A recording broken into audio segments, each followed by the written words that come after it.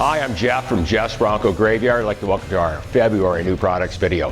First new product is a steering wheel. This fits the 92, 93 Ford Bronco and Ford truck. This is the exact reproduction of the original. Got the stitching on the inside. This one here is the one without the airbag. This is the earlier one.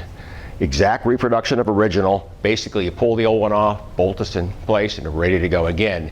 Stock replacement steering wheel for the 92, 93 Ford truck and Ford Bronco. And our next new products from Carpenter Industries is a shift indicator. This is for the 97 to 04 Ford truck and the Ford Lightnings for those years. This is basically goes by your instrument cluster, and when you pull it in gear, you shift it, this actually moves as it tells you what gear you're in. Again, this is a stock replacement from Carpenter Industries. It's a automatic shift indicator. It's got the cable and all. They take the old one off, bolt this in place, hook it up, and it's ready to go again. A stock replacement for the 97 to 04 Ford pickup and Lightning. And our next two products from the Bronco Graveyard, it's this heavy-duty plastic replacement black filler neck housing. This fits the 80 to 86 Ford Bronco, and it also fits the 80 to 86 Ford truck in the rear tank and the midship. We've had this remade, heavy-duty plastic construction. This bolts up to your quarter panel in the back. So if you look inside, there's a heavy-duty reinforcement. That's where you bolt your filler neck to. Then again, there's another housing, heavy-duty metal piece here. That's what the hinge bolts to when you open your door. Again, brand new heavy-duty replacement fuel filler housing for the 80 to 86 Ford Bronco and the 80 to 86 Ford truck. And for our February Rev Truck of the Month, we have Tony Baum's 1970 Bronco. It's got some unique features to it. You'll enjoy the video. I looked at the truck. It's really cool. Thank you for your support. Hope to see you again next month.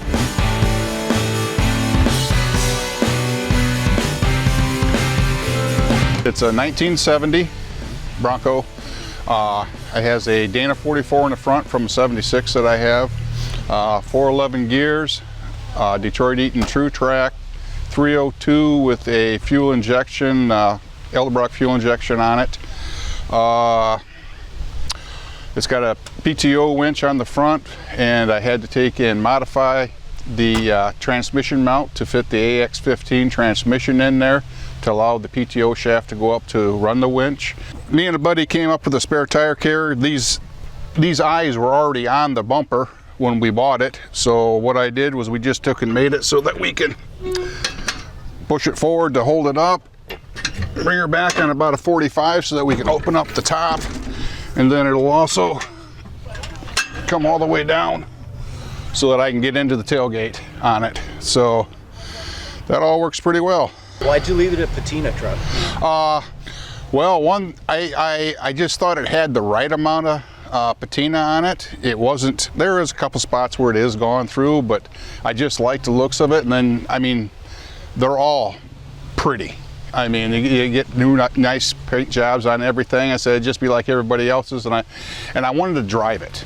I wanted to be able to go up down the road. I wanted to be able to go to Walmart, Myers, wherever, and not worry, but not worry, so to speak, you know, because for the other ones that I have that I can't drive them all the time. I drive them, but not every day. And I pretty much drive this one every day.